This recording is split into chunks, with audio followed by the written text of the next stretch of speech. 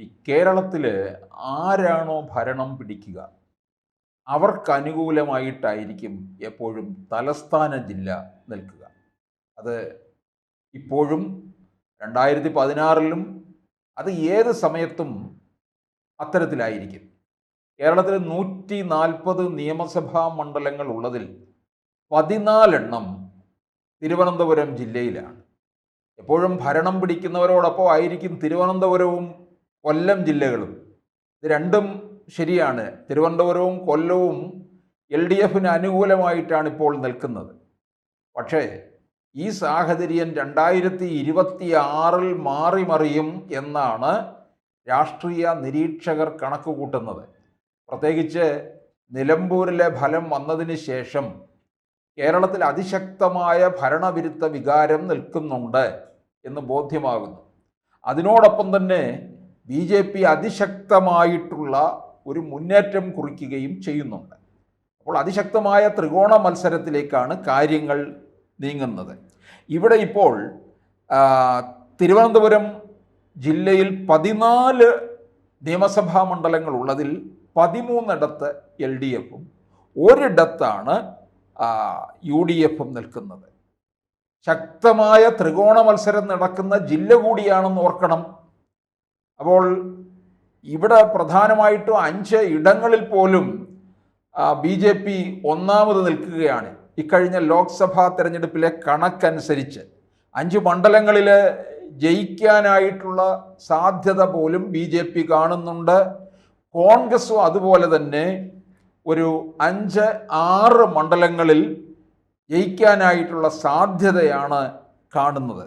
അങ്ങനെ വരികയാണെങ്കിൽ ഏത് തരത്തിലായിരിക്കും അവരുടെ മുന്നണികളുടെ വിജയം എന്ന് നമുക്കൊന്ന് അന്വേഷിക്കാം. അതായത് ഇപ്പോൾ തിരുവനന്തപുരം ജില്ലയിലെ UDFന് അനുകൂലമായി നിൽക്കുന്ന മണ്ഡലമാണ് കോവളം. അവിടെ സിറ്റിംഗ് MLA M. വിൻസെൻ്റ് ആണ്. അവിടുത്തെ MLAയുടെ പ്രവർത്തനങ്ങളൊക്കെ തന്നെ വളരെ ജനകീയമാണ്. MLAയും വളരെ ജനകീയനാണ്. അതുകൊണ്ട് ആ മണ്ഡലം കോൺഗ്രസ് നിലനിർത്തും എന്ന് തന്നെയാണ് പൊതുവെ കാണുന്നതും പൊതുവെയുള്ള അഭിപ്രായവും. അപ്പോൾ വളരെ സുരക്ഷിതമായ മണ്ഡലമായിട്ട് കോൺഗ്രസ്സിന് മാറുകയാണ് കോവളം. രണ്ടാമത് വരുന്നത് തിരുവനന്തപുരം നഗരഹൃദയത്തിലുള്ള മണ്ഡലം, വട്ടിയൂർക്കാവ് മണ്ഡലം. വട്ടിയൂർക്കാവ് വളരെ പേരുകേട്ട മണ്ഡലമാണ്. BJPയുടെ മുന്നേറ്റം കുറിക്കുന്ന മണ്ഡലങ്ങളൊക്കെ കേരളത്തിൽ സജീവ വിഷയമാണ്. നമുക്കറിയാം, നേമം നിയമസഭാ മണ്ഡലമായാലും തൃശ്ശൂർ പാർലമെൻറ്റ് മണ്ഡലമായാലും അതുപോലെ BJPക്ക് ചില A ക്ലാസ് മണ്ഡലങ്ങളുണ്ട്. അതിൽ വരുന്നതാണ് വട്ടിയൂർക്കാവ്. പക്ഷെ കോൺഗ്രസ്സിലെ ചിലർക്ക് ആ മണ്ഡലം ഒരു A ക്ലാസ് മണ്ഡലമാണ്. അതായത് 2011-ലും 2016-ലും K. മുരളീധരൻ ജയിച്ച മണ്ഡലമാണ്. മണ്ഡലത്തിനോട് വളരെ അടുത്ത് നിന്ന ഒരു നേതാവാണ് K. മുരളീധരൻ. അവിടെ നിന്നാണ് അദ്ദേഹത്തെ വടകരയിലേക്ക് വണ്ടി കയറ്റി വിട്ടത്. വടകരയിൽ പോയി കഴിഞ്ഞപ്പോഴാണ് അവിടെ P. ജയരാജനെ 2019-ലെ പാർലമെൻറ്റ് തെരഞ്ഞെടുപ്പിൽ പരാജയപ്പെടുത്തി. അങ്ങനെ വന്നപ്പോൾ വട്ടിയൂർക്കാവിൽ ഉപതെരഞ്ഞെടുപ്പിലേക്ക് പോയി. അന്ന് തിരുവനന്തപുരത്ത് മേയറായിരുന്ന VK പ്രശാന്തിനെ തിരുവനന്തപുരത്തുകാർ സ്നേഹത്തോടെ ബ്രോ എന്ന് വിളിക്കുന്ന VK പ്രശാന്തിനെ വട്ടിയൂർക്കാവിൽ മത്സരിപ്പിച്ചു. അവിടെ പിടിച്ചെടുക്കുകയും ചെയ്തു കോൺഗ്രസിൽ നിന്ന്. അങ്ങനെ 21-ലും വിജയം ആവർത്തിക്കുകയും ചെയ്തു. അത് തിരിച്ചു പിടിക്കാൻ കോൺഗ്രസ് വലിയ യജ്ഞം നടത്തുകയാണ്. മുരളീധരനെ തന്നെ കൊണ്ടുവന്നാൽ തിരിച്ചു പിടിക്കാൻ കഴിയും എന്ന് പറയുന്നുണ്ട്. മുരളീധരനും ഈ വട്ടിയൂർക്കാവ് മണ്ഡലത്തിനോടാണ് കൂടുതൽ താല്പര്യം.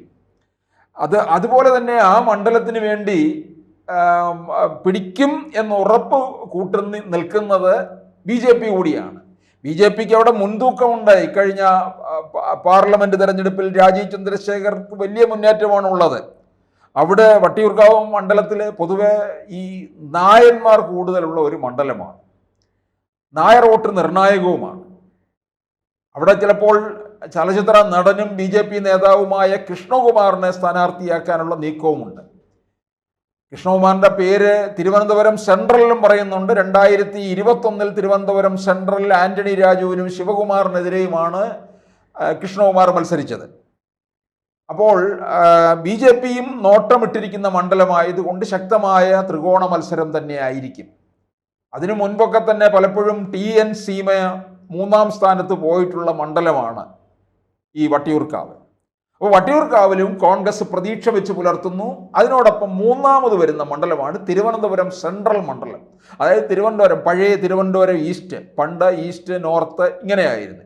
ഇപ്പോൾ തിരുവനന്തപുരം സെൻട്രലില് അവിടെ ഇപ്പോൾ ജനാധിപത്യ കേരള കോൺഗ്രസിൻ്റെ MLA ആയ ആന്റണി രാജുവാണ്. അത് ഒറ്റയാൾ പട്ടാളം പാർട്ടിയാണ്.